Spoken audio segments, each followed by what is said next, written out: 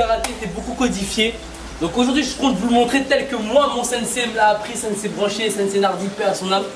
Parce que, on va dire, je vous ferai l'histoire après à la fin, vers la fin, je vous raconterai, mais je vais vous montrer le karaté tel que moi, on me l'a appris en Martinique avec mon sensei. Donc voilà. Donc pour commencer, le fait déjà sur un blocage. Partons dans la logique des choses. Sur un blocage, j'ai le kimono de kata pour vous montrer en technique de base traditionnelle. Et ensuite, je vous montrerai pourquoi l'utilité en compétition et comment l'esprit de japonais en compétition c'est aussi. Donc voilà. Donc déjà, tout bêtement, tout ce qui est technique de blocage, que ce soit soto-uke, uchi-uke, ça va, on va être forcément de profil. Pourquoi? Quand quelqu'un va venir vous donner une attaque de face, on va pas bloquer comme ça. On va venir là, bam, ici, de profil. Et ensuite, pour venir contre-attaquer, le fait qu'on soit de profil, bam, buse de face. Bam, bam, bam, bam. Vous voyez, bam, bam. Et ça, rien qu'en restant statique, ça fait travailler la rotation de la hanche. Et la hanche doit vraiment être le hara, vraiment être capable. Donc déjà, travailler en traditionnel ici.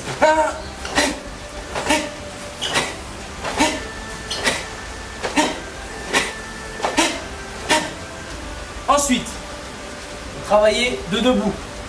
On est ici, donc, pied parallèle, shokotsuki, main gauche devant. Donc regardez bien, surtout observez ma ceinture et observez mes hanches. Donc ici, on va venir à Geoke. Vous voyez, de profil. Ici.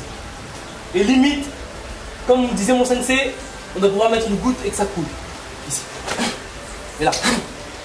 Bam, bam, bam, bam, bam, bam, bam, bam. Vous voyez, profil, bim, face. Travailler ce ras et la respiration.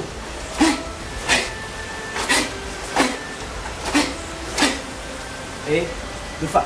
Ensuite, pour ce qui est le travail de base, travailler le soto-uke. Profil, face, profil, face, profil, face. On remonte de ce côté-là. Je recommence à vous montrer comme ceci. Profil, face. Et bon.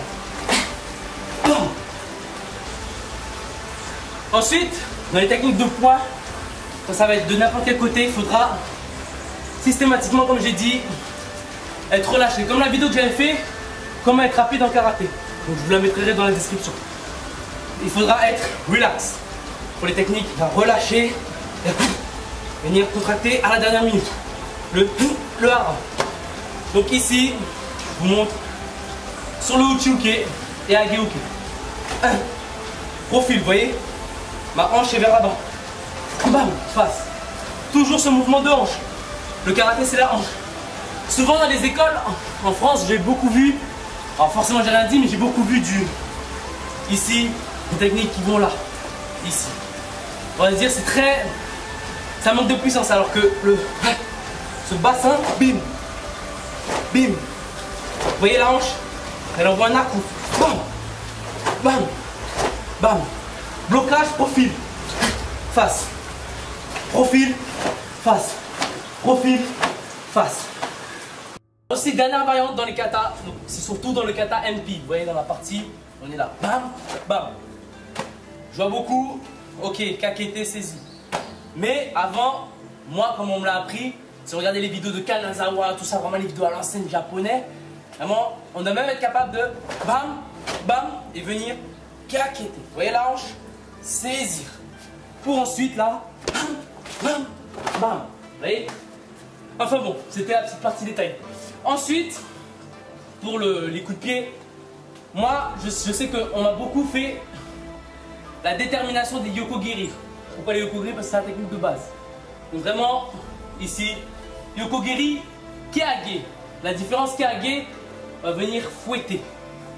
Il faut bien distinguer les deux. Keage, bim, fouetter. Keage, bim. Je vous montre là, keage, bim, fouetter. En kibadashi, keage, fouetter. La différence, kekomi. Kekomi, c'est pénétrant. Ici, Et là, Kiagi. Bim. Pénétrant.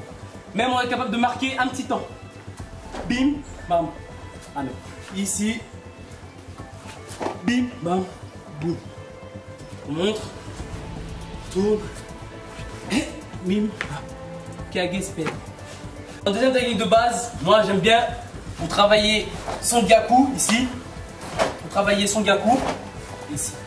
Moi je le fais de la garde de gaucher parce que quand je combats en kumité, je suis souvent en gaucher. Enfin, je suis toujours en gaucher.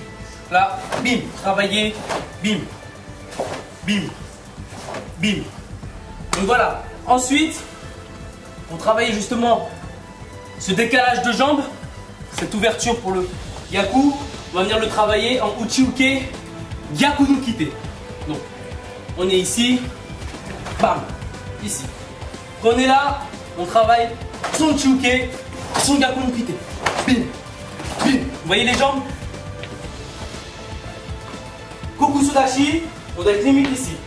On prend la ligne en repère, le talon, les talons sur la même ligne, et ici. C'est là, bam, bam, bam, bam. Travailler, bam, bam, bam, bam. Change de côté. On vient ici. Alors, excusez-moi, je glisse. Ici, venir uchi-uke. Boum, boum. Gyaku no kite. Pensez à passer cette hanche. Boum. Donc pour prendre confiance en son gyaku tsuki, parce que c'est des coups de base connus dans le kumité, après on viendra sur le kumité à la fin. Donc ici, le travail de base, c'est venir sentir cette hanche. Boum. Allez, de face, monte. Boum, sentir cette hanche. Boum, boum, boum, boum, boum, boum. Donc sentir cette hanche. On va travailler sur le sac. Donc j'ai pas le matériel des japonais. Le petit, je sais plus comment ça s'appelle, le petit bout de bois avec les trucs enroulés où on les voit taper dans les films de karaté. On va utiliser le sac. Donc ce sera pour vraiment renforcer les poignets, travailler des deux côtés pour renforcer ses poignets et prendre confiance surtout dans sa technique. Donc c'est bien de le faire en kion, mais après il faut pouvoir l'appliquer et être puissant dans sa technique. Donc ici, on est là. Allez, travailler ce gyaku. Pareil de l'autre côté. Donc ici, mettre tout ça en application. Là, boum. Ici, je retiens le sac. Là, bim. Prends la bonne distance. Bim. Au crâne. C'est un entraînement, donc on se recadre bien. Prends le temps de bien me positionner. Bim.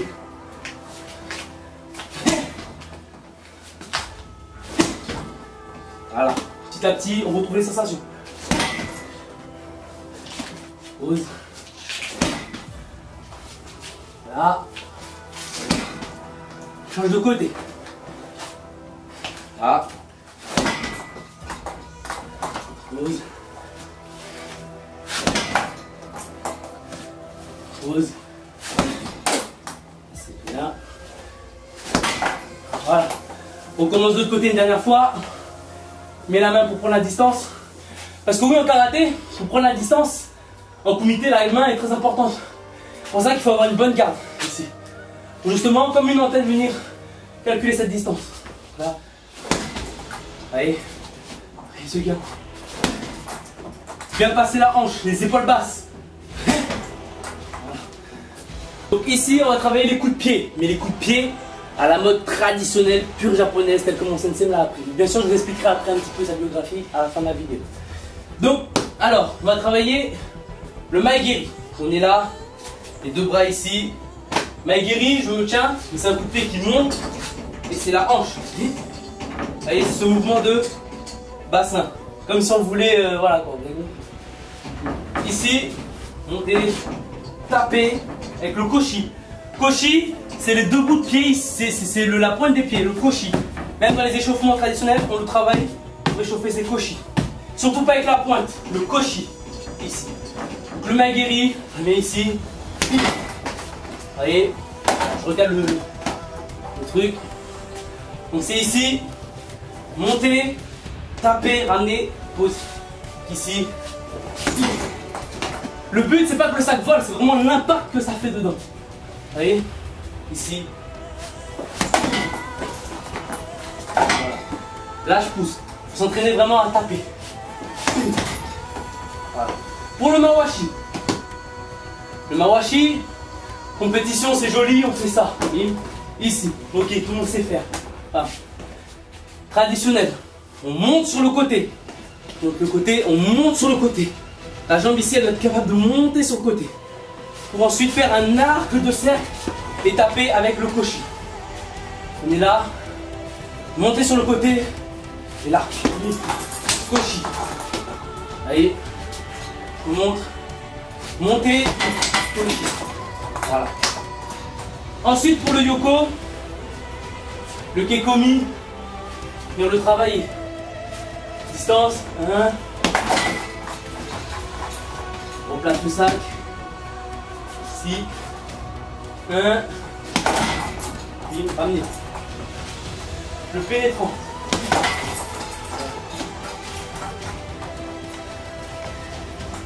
Donc pour revenir en kumite, donc n'oubliez pas Zenkutsu, comme j'ai toujours dit, Zenkutsu.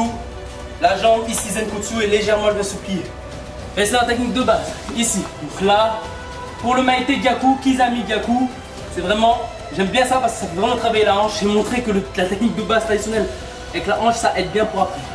Donc ici, poussez, bim. Et la deuxième, boum. Voilà. Bim, bam. Ici, bim, bam. Bim, bam. Bim. Vous voyez, vraiment travailler. Le premier, 1, et le deuxième, bim. Vous voyez, sur le Maite Gyaku. 1, 2. Venir. Alors, pour revenir dans la technique de base, donc ici, on va le travailler en mode kumite, cette fois-ci en mode compétition. Mais moi, quand j'avais fait le stage avec Ludovic Cacheux, vous savez, il y a un truc qui m'a marqué, parce que bon, vu que mon sensei a appris le karaté à Okinawa, mais je vous raconterai ça plus en détail à la fin. C'est que, souvent, ce qu'on va voir en compétition, les jeunes vont être là, ici, ça va être là, ça va feinter, et bam, ça va vite se retourner ici.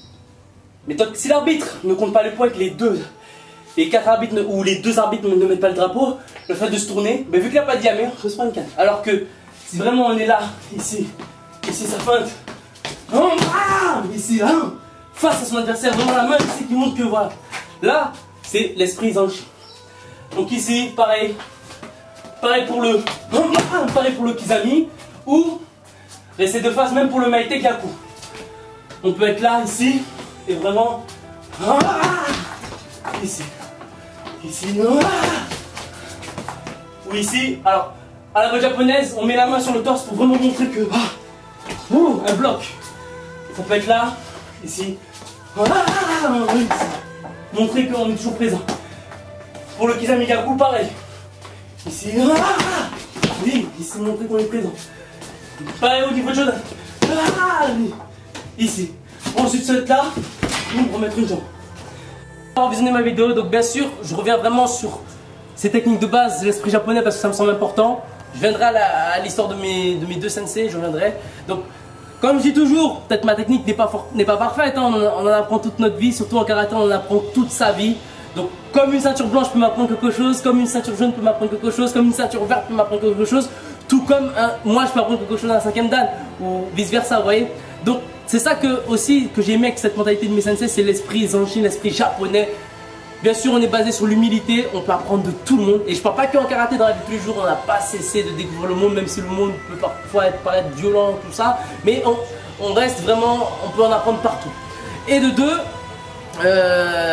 voilà. Alors, pour revenir à l'histoire de mes sensei, on va dire, c'était 2 frères, qui sont d'ailleurs très connus en Martinique, 2 frères qui sont partis, enfin qui ont appris le karaté au Japon, à Okinawa, avec Taiji Kaze. Et à l'époque, on va dire, ce karaté n'était pas encore vraiment développé en Martinique.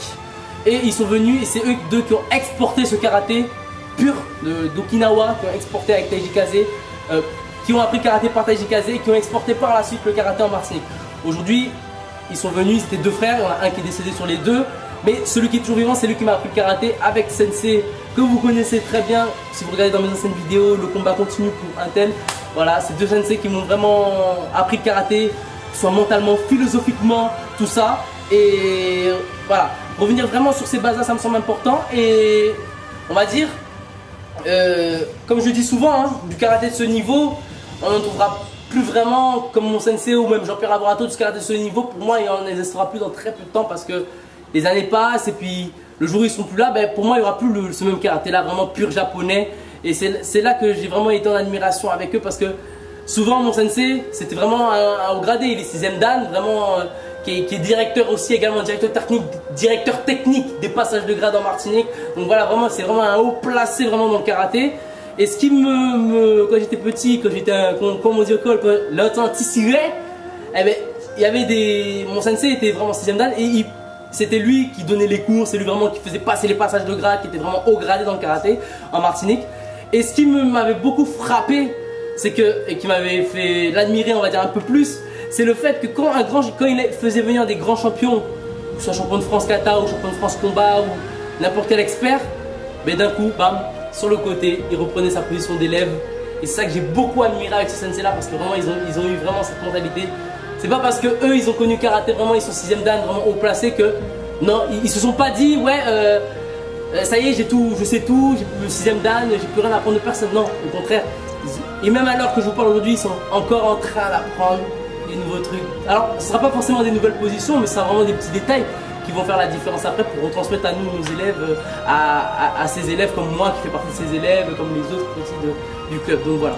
Donc bien sûr, si ma vidéo t'a plu, n'hésite pas à venir me suivre. Donc ma tête s'affichera soit sur l'un des deux côtés et venir voir ma vidéo WKF, le combat continue, et de deux, les enchaînements Kizamigaku en technique de base karaté. Voilà. Je t'invite à aller voir tout ça et je te dis à très bientôt pour une nouvelle vidéo. Ciao.